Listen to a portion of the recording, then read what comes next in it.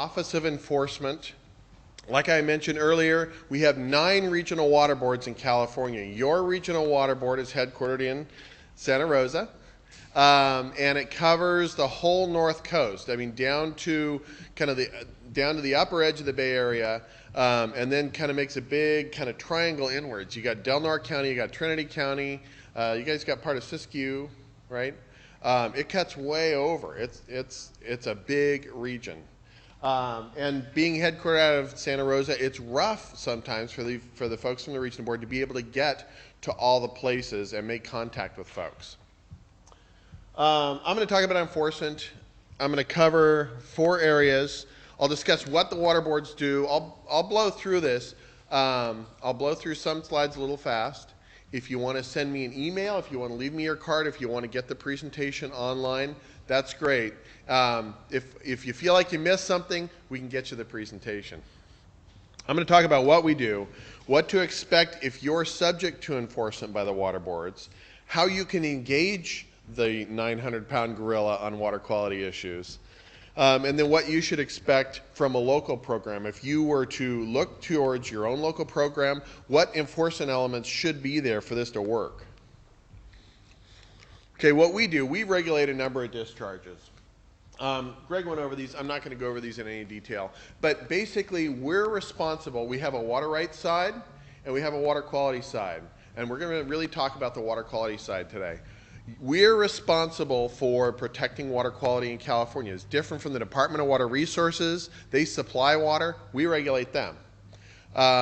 We're responsible for regulating these kinds of discharges that could affect surface water and groundwater in California.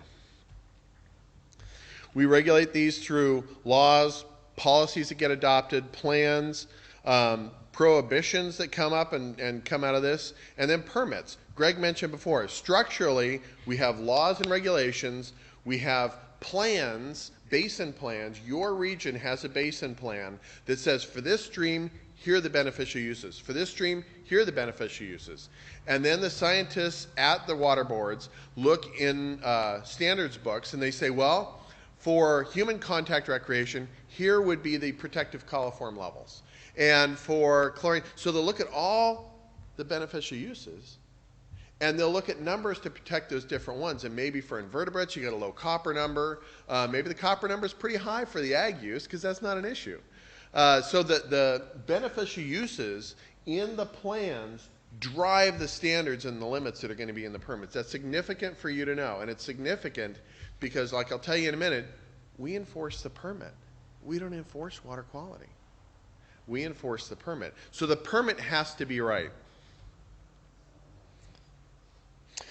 Why should we take enforcement? Our goal is compliance. It's not enforcement. But of course, what we found is without enforcement, you cannot reasonably expect compliance. Like I talked about, when we talk about compliance, compliance with what? Compliance with the same list you just saw. That's what we enforce. But the important part is enforcement cannot protect water quality if these tools, the laws and the permits, if the laws are wrong, we need to change those too. And these are meaningless without actually enforcing them, like I mentioned earlier. Appropriate enforcement. Enforcement needs to be timely, similar for similar violations. The violator needs to know why they're getting an enforcement action, what to expect, serves as a deterrent. You can read these, and it needs to be progressive. We start at the most appropriate level to address, or what we talk with the regional boards, start at the appropriate level to address a violation, and if we didn't get the discharge's attention, we can escalate it from there. So we tell folks, start at the right level. Don't start at the bottom, but start at the right level for what you think the appropriate response is, and if we didn't get the attention, clearly that wasn't the right level, and we need to continue to ratchet it up. That's hard for us sometimes to keep that attention span going when we have a bazillion things pestering us, but we do tell people to use progressive enforcement.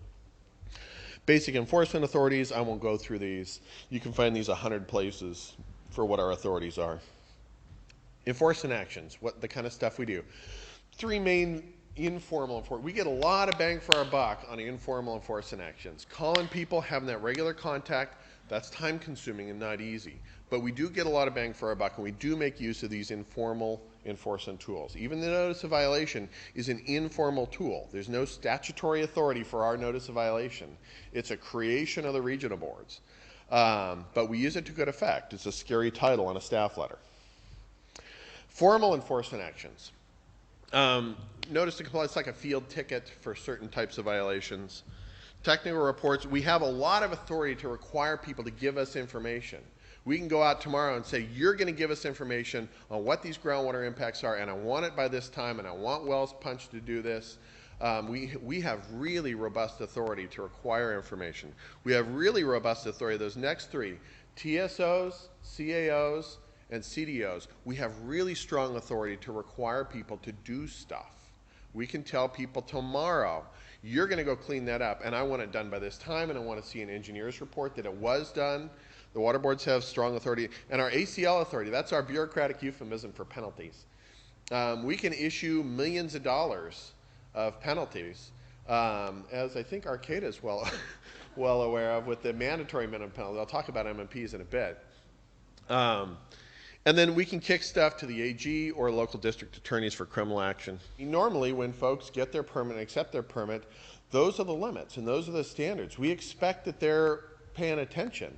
We don't always have time to say, no, we really did mean it. No, we really, really did mean it. So a lot of times we expect, you had this permit. For a long time, we weren't on top of that stuff. The legislature looked at what we were doing. They said, we don't think you're doing your job. Now we have mandatory minimum penalties.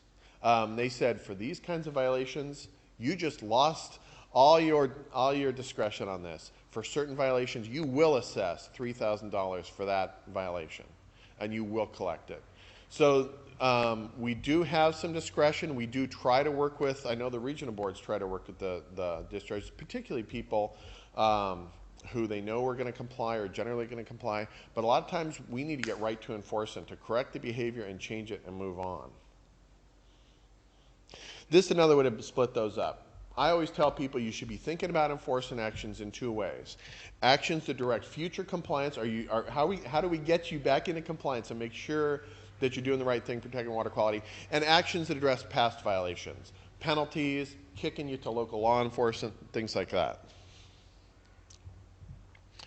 I won't go into this in great detail, but in 1998 there were changes that affected stormwater, certain mandatory penalties for folks who don't file certain documents. We still have to notify them before these can kick in. Determining ACL amounts, our bureaucratic euphemism for penalties. We have mandatory minimum penalties, like I mentioned, because the legislature said we weren't doing our job. We have statutory minimums and maximums that kick in. And we consider certain factors when we do this. You'll see them listed out there in the water code. I won't go over them.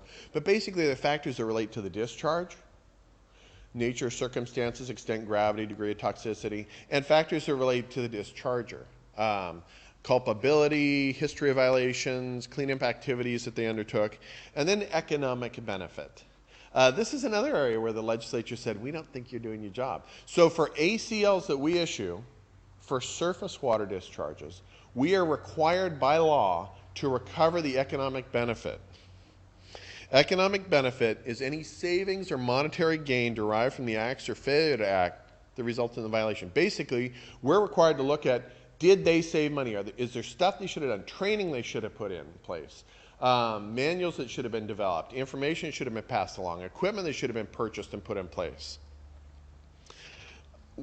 I mean, there's obvious reasons why we need to consider this. You need to recover this. You don't want to make it just the cost of doing business. So we need to look at this and at a minimum, remove that. And the bottom part, the ACL, what we tell folks is the ACL should always substantially exceed the economic benefit. Because otherwise, the message is, knock yourself out, go pollute, because you'll just have to pay you'll just have to pay what you would normally have had to pay anyway. So the message has to be, we have to substantially exceed whatever that is to make this a bad gamble. I mean, if you go to a casino, you get good odds, or the house gets good odds against you. If the odds of us catching you are pretty low, then the penalty needs to be pretty high. Because just for the people we catch, if we recover the economic benefit, it's worth it for me to violate. because you probably aren't going to catch me. And even then, you're just going to recover maybe twice the economic benefit. And if your chance of catching me is 10%, that's a deal. So we always tell people you need to substantially exceed the economic benefit. I won't go over this in great detail. These are some of the processes that you should be aware of. Settling ACLs, the board has to provide a hearing, a speedy trial, a right to a hearing within 90 days of the initial ACL complaint. If there's a board action, it can be petitioned to the state board.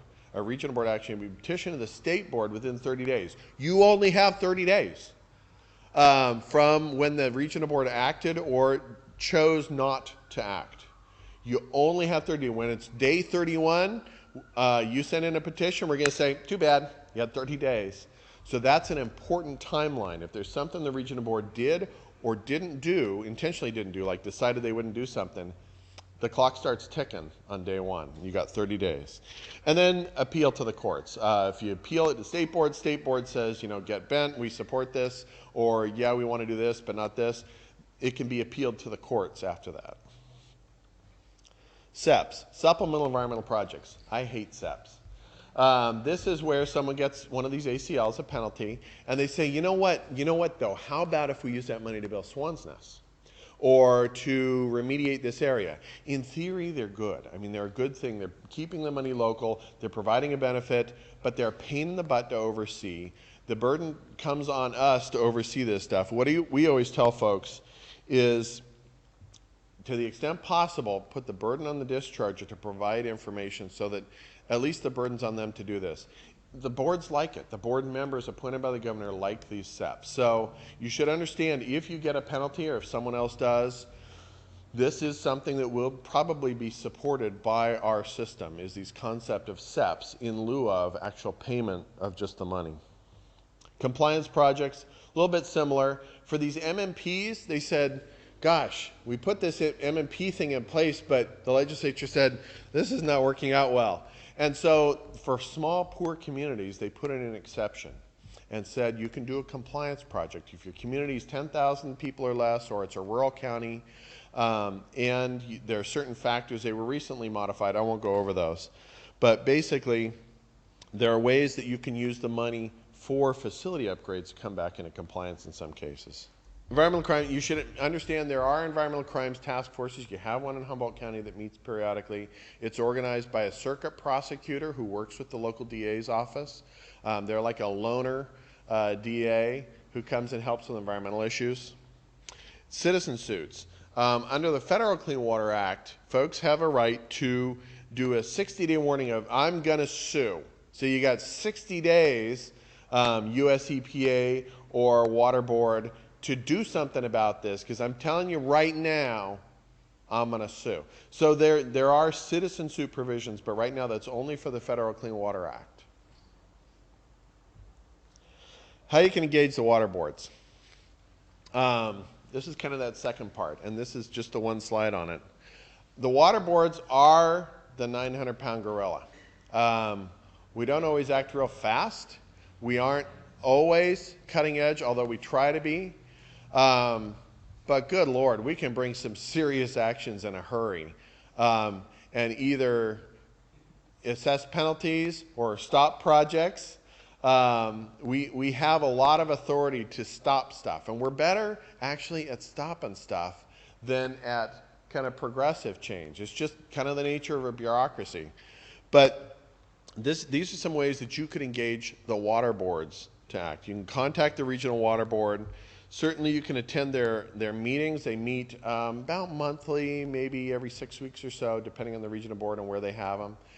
You can go, they always have a public input forum at the beginning of their meetings. You can go speak about anything, even if it's not on the agenda.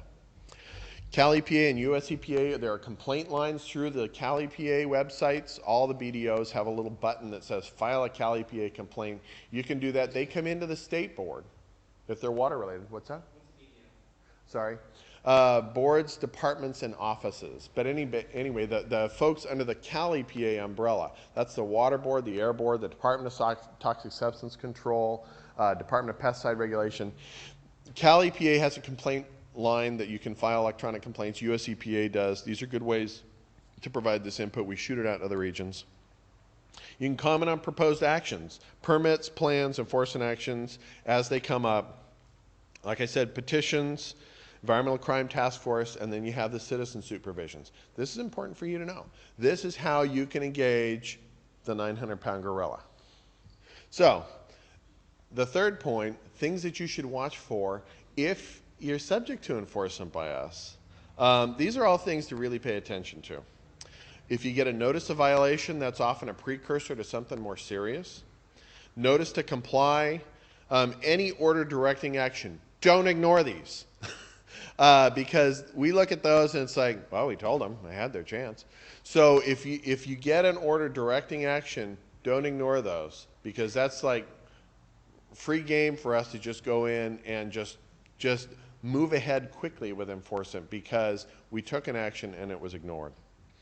And then any kind of penalty that gets issued, very serious, because we're going to move ahead with that. If we went to the point of actually proposing the penalty and the amount, it's going to get issued. And if it gets ignored, it's going to get issued without your input. You should also know, if you're on the other side and you're kind of bird dogging this stuff and watching what the regional board is doing, when these things come out, if you can get a hold of them, if you see them on their website, these are serious actions that you could also pay attention to for things that the water board's proposing and put your 2 cents in on. Okay, I'll buzz through this really quick.